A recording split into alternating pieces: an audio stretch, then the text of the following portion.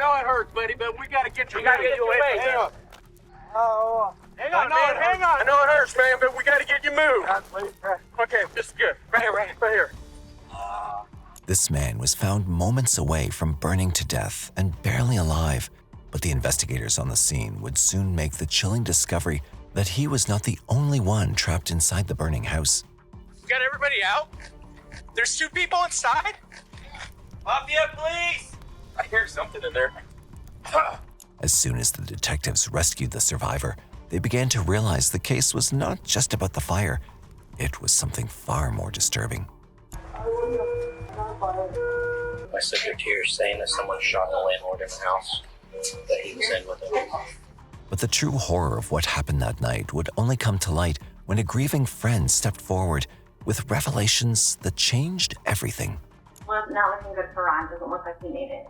What the Oh my god. I know the fire was intentionally set. Lafayette, please, 911. Shot fired. Somebody got shot? Yes, ma'am. Did somebody shoot you? Yes, no, I'm ready to stab me. Okay, is the person there that did it? Whoa! Fire! What? Fire! Okay, what's that noise going off? Are you still there? In the early hours of April 7th, 2018, Lafayette police were immediately on their way to the location. Come over here, have a seat. Have a seat. When the police arrived, the sight was horrifying and exactly how the 911 caller had described it. The entire house was engulfed in flames. Near the mailbox, they found the 911 caller named Jimmy Knights clearly in pain. But it was what they couldn't see yet that would haunt the investigation, because inside that burning home, another man was still trapped, waiting to be rescued. Get medics here. I have the subject out front as well that's been stabbed, bleeding. Okay, we need to probably get him moved, if we can. Hey, do you want to glove up? We're going to carry him away. Yeah. Hey, can you walk? Can you see if you can stand up? All right. Can you move this arm? Yeah. Yeah, we do. Come on. Hey, we're just going to grab you if you can't stand up, okay? Oh. I know it hurts, buddy, but we gotta get you. We gotta get you away from Hang there. on. Let's just go down here. Oh. Hang on, man, hang on. I know it hurts, man, but we gotta get you moved. Okay, this is good. Right here. It's Lafayette, please. They're getting dressed. Okay, I just need you guys out as soon as you can, please. Yes. Hey, I need you out of the house. There's a fire next door. You need to get out right now, please. Okay. Are you the only one home? No. How many are in here? I got 1 in the bedroom and I got 3. Let's get them out quick, please. Okay. It was only after the flames grew more intense that the investigators would realize Jimmy's landlord, Ron Wiles, was still inside the house, likely burning alive. White! Try it. Hit it. Do it again. Yeah, please, get him out inside.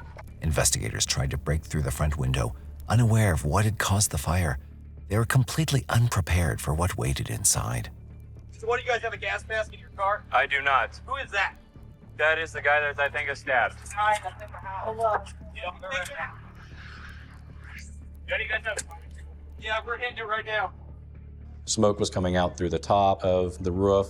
It was coming out from underneath the door and around it. And at one point, we had to back away because we were all kind of coughing at that moment. We had possibly another person still inside the house, so we couldn't account for them or even what was going on in there. The fire, along with the smoke and heat, would not let them in the front. They also doubted that the suspect who stabbed the man and set the house on fire was around, preparing to strike. So, carefully, they circled to the back of the house. Blood crawls up this. Lafayette, please! See if you can get through that goddamn fence. Hinges are coming this way. Just trying to get rid of them. Man. And soon it began to look like they were stuck in a horror game with some wrong doors and some right ones, with fire everywhere and a loose suspect hiding in the dark. Lafayette, please! I hear something in there.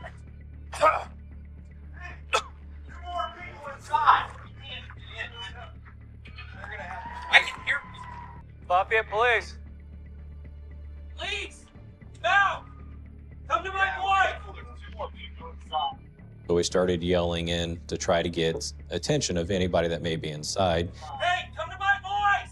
Get down on the ground and come towards our boys. Stay low.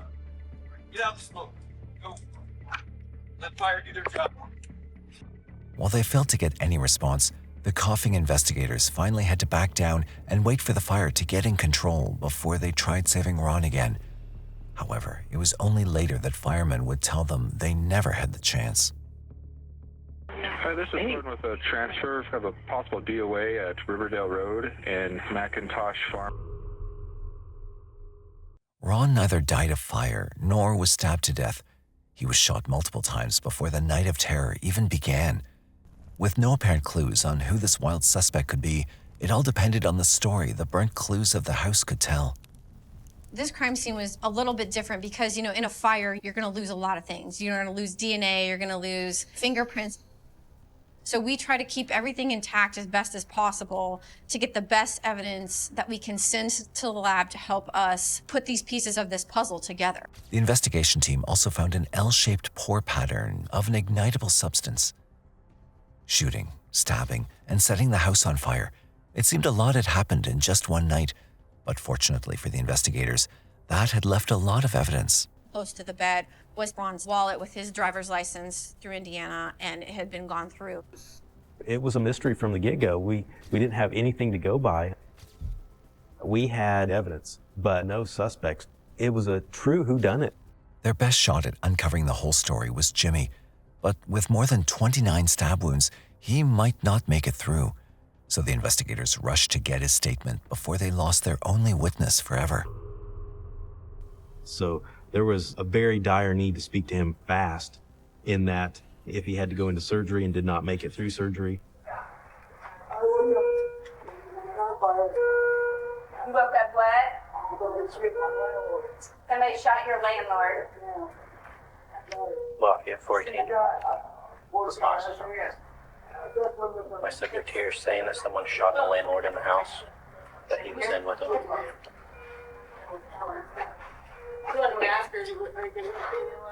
They can hear saying that the landlord was shot prior to the house catching on fire. Jimmy would go on to tell them that he woke up to what sounded like firearms to him, but he opened the door to a sight much more disturbing. So he opens up his door and looks towards Ron's room and sees an individual firing at Ron. And then when he surprised this individual, he fought for the gun. In the middle of this fight, he wasn't sure exactly what happened. He thought he was being punched or hit, but it turned out he was being stabbed. He was able to get away, get back into his room, call 911, and as he's doing that, he's hearing some more shots, and then sees that there's flames and there's a fire, and he tries to get out of the house. Detectives had no head start on who would want Ron Wiles dead. While asking around the neighborhood, they would get to know that Ron was known for helping people recovering from drug abuse, providing them shelter, and helping them get a job. Investigators wondered whether the intruder knew him more personally and had a reason to make sure the entire house, along with Ron, didn't see the sunrise. During these neighborhood inquiries, they found something that immediately got their attention. A neighbor claimed some of his interesting belongings were missing. I had a 38 Rossi in there that's gone. I had a 40 Smith Wesson MP that's gone out of this one. I mean, we carry him for personal protection. You said you had a 38 Rossi. What color was it? Black. Okay. Stub nose. It had a leather case made by Rossi. A tan leather case. Huh? You know, like a broke window in his van, too. hip holster thing. Oh, yeah, my window's Is that busted the out. only thing that was... The only thing of any value. Okay. Just other minor things that were Yeah, taken as well? Everything in my truck's been tossed. My glove box. Everything in my backseat was tossed around. Everything in this truck. I had 2 cartons of cigarettes in this truck that's gone. A cup full of change, gone. It was highly possible the person who stole these guns ended up using them shortly after against Ron. But this wasn't all. There were a few more people around the neighborhood who had some missing items. I got in my truck, I think it was like Monday or Tuesday morning, about 4 or 5 a.m. I was sitting there smoking a cigarette, let my truck warm up before I left for work. And I seen someone outside my truck. I seen somebody moving. So I rolled my window down, and it was Chris. That was when? It's been Monday or Tuesday. Okay. It was the day before my ashtray came up missing with all my change. Okay. That next day after I seen him that morning, I got the same routine, got in my truck, I'm smoking a cigarette, let my truck warm up, and I've got a Bluetooth transmitter down plugged into the cigarette lighter right beside the ashtray. I reached down to turn it on, and I noticed all the silver, it catches my eye, it's gone. My whole ashtray was pulled out. Okay. Well, then I on the way to work, I got to feeling on my shifter, and I kept my grandfather's watch on my shifter, and I noticed it was gone. Well, when I got home from work that day, I got on Facebook. And that was Monday? Yeah, Monday or Tuesday, beginning of the week. I got on Facebook, and I was like, because he's not the brightest character. So I was like, yeah, maybe posted it online for sale. And boom, lo and behold, as soon as I typed it in, first picture, my grandfather's watch right there. Who had it on for sale? It's Chris and Amanda. They've got a joint Facebook. Okay. A couple sneaking around at night and stealing from parked vehicles was enough to raise suspicions.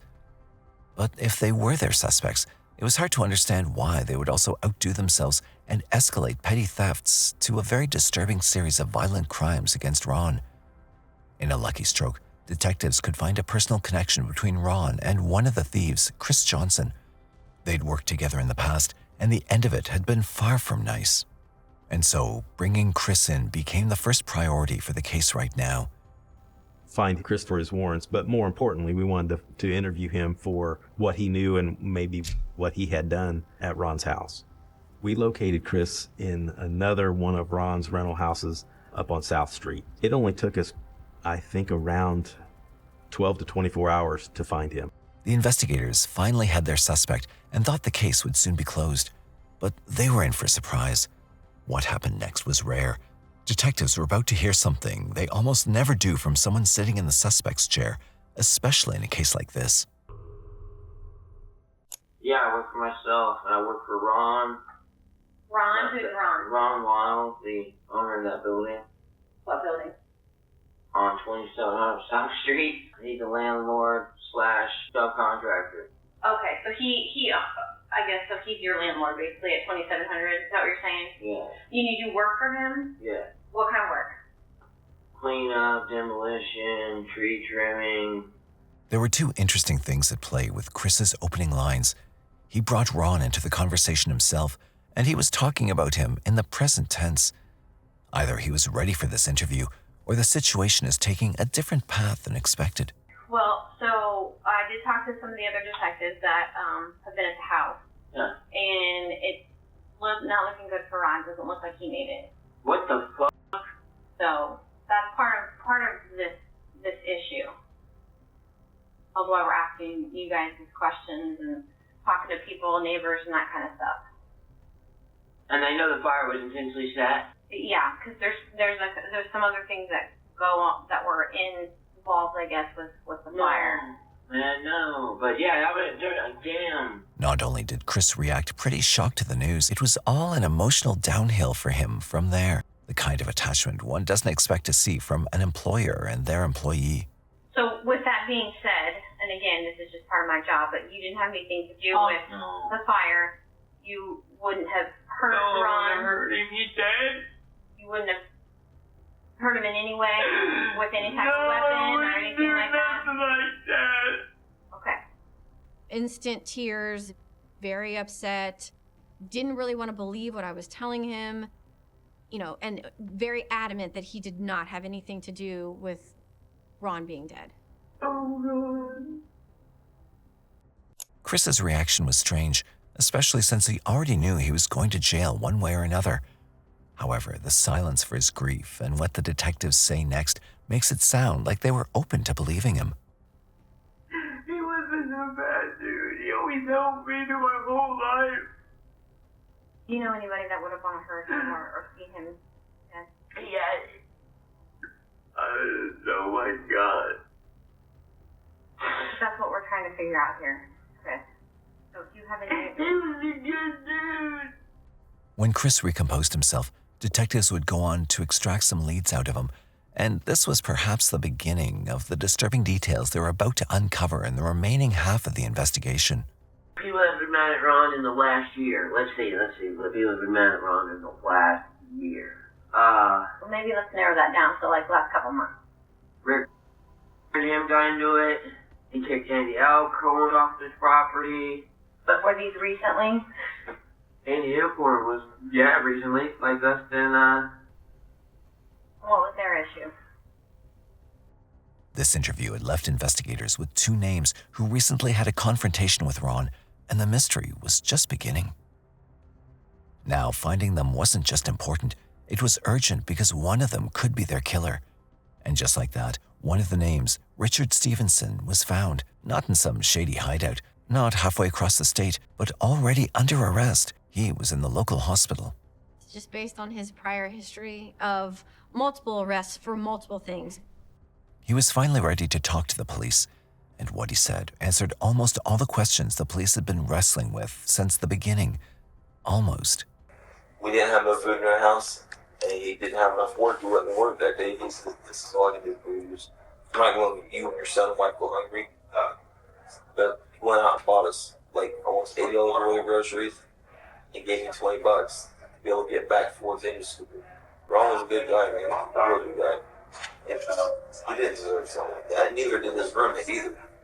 He told them Ron was a great person, the kind of a man who believed in second chances, sometimes to people who didn't even deserve them. According to him, he had nothing to do with what went down that night. Not the shooting, not the stabbing, not the fire.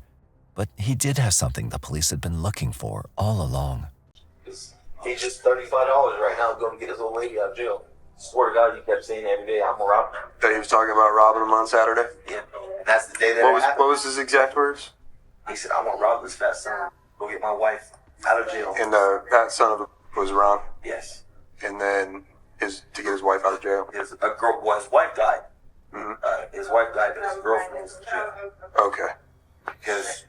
So to get his girlfriend out of jail? Yes, his girlfriend. I didn't get to see his wife because his wife was died.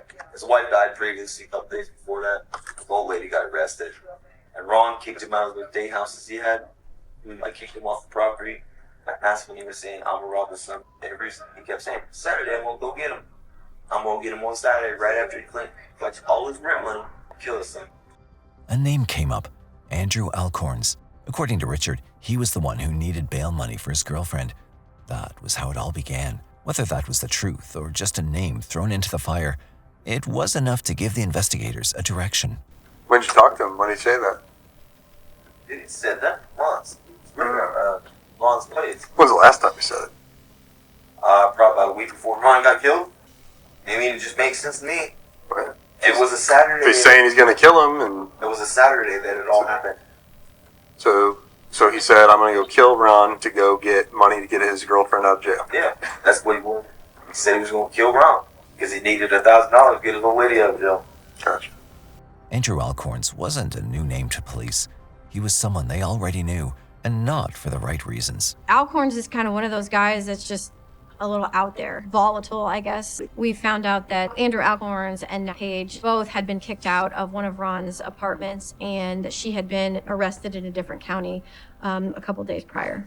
The fact that the same name came up from two different people in two completely different situations meant one thing: the police were on the right track. Andrew was already dealing with legal troubles in other cities. Things were getting out of hand. He wasn't just a suspect anymore. He was starting to look dangerous, and they needed to get him, and fast. Police found out that Paige, Andrew's girlfriend, was bailed out and she was no longer behind bars. But it wouldn't be long before they will cross paths with her. When I got the information about her arrest and just kind of what had happened, I asked if I could have copies or access to their jail phone system so that I could listen to any jail phone calls that were previously made. On the recordings from that county, there were phone calls from Paige to Andrew Alcorns. As police listened in on Paige's and Andrew's jail conversation, the pieces started to fall into place. Paige's one question answered everything. How much you gotta get, Phil? 300. Still gotta get. I thought you only had a couple hundred left earlier. I do, Paige. I ain't been able to get nothing. Oh no, baby. I'm trying my hardest, man. I'm not getting out tonight, huh? I'm gonna try, girl. Why didn't you ask Ron last night? What? I said, why didn't you ask Ron last night? Andy, I'm not going to make it here. Do you realize that? Jake, I'm trying my absolute hardest, I swear to God. Everything Richard said made sense now. Andrew said nothing about that night on the call because he didn't want to, and that said everything. Once we learned what we learned from Paige and Andy's phone call, we thought that the financial resource that Ron would provide for Paige to get out of jail was absolutely a motive for this crime.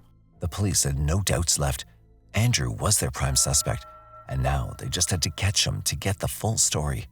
We need to find this guy quickly because he could be a potential threat. He could do something else now. I mean, he's kind of running amok, and his world is starting to slowly crash in on him. After the long wait, the news they'd been hunting for finally arrived. Later, we learned that Andrew and Paige were barricaded inside this apartment in Dayton, Ohio. The Dayton Police Department surrounded the house. They had assembled their SWAT team and their negotiating team. We know him to be volatile. We know him to have guns. And so I wasn't completely sure that we would arrive and Alcorns or Paige would still be alive by the time I got there. Andrew and his girlfriend Paige barricaded themselves inside a house in Ohio. It was clear they weren't planning to come out easily. They were preparing for a standoff.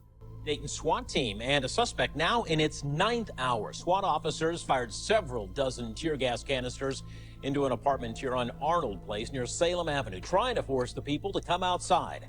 News Center 7's Mike Campbell brought us the very latest at 5 o'clock. He is still on scene with what has happened over the last hour. Mike. Well, James, we can tell you that there's been a general downgrade in the frequency of tear gas canisters and concussion grenades being fired into the house, although you hear some right now. The other thing that has changed is in the last half hour, the SWAT team members have moved a truck that was parked further back on the grass right up against the building, and they are continuing to look for at least one person that's still in an apartment with shattered windows. Andrew refused to back down, and the situation was getting worse by the minute. As we're driving to Ohio, I'm on the phone, text messages with the negotiators, and they're like, yeah, we have the throw phone in the house. We can see 2 people moving. But they're firing rounds at our officers. Our officers have fired back.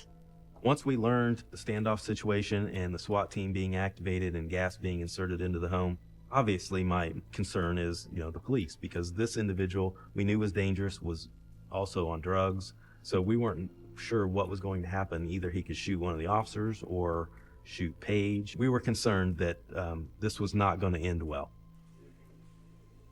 The situation wasn't slowing. It was only getting more intense. At some point, Alcorn's gun had jammed and given Paige the opportunity to basically flee the apartment. Once Paige was able to flee, get to safety, Dayton PD was getting ready to make a dynamic entry into the building. They heard another shot. After 11 hours of standoff, police finally went inside and discovered what they had already feared. They found Andrew in the closet with what appeared to be a self-inflicted gunshot wound. But he did not die. The apartment was searched. Semi-automatic handgun was located along with ammunition, and then there was drugs and drug paraphernalia also located. Police brought Paige in for questioning, determined to get answers and see if she could shed light on what really happened that night. We asked her specifically about the possibility and the capabilities of Andrew killing Ron, and she did say that he was suicidal and had been doing a lot of drugs and was pretty much an unstable person at this point. Next, police tried to question Andrew, but he refused to cooperate or even meet with them. Then the DNA results from the headphones found at the scene came back, directly linking Andrew to the crime. Based on everything that we had, the evidence, the statements, his actions, we did believe that at this point, Andrew Alcorns was our suspect. Andrew Alcorns was charged with the murder of Ron Wiles and the attempted murder of Jimmy Knights. He agreed to a plea deal and was sentenced to 70 years. Paige pleaded guilty to tampering with evidence and received a 1-year sentence for her role in the standoff. Based on all the information that we'd had, what we believe happened is Ron had money. Andrew did go and ask Ron for some money to bond out Paige. Didn't go the way that he wanted it to go.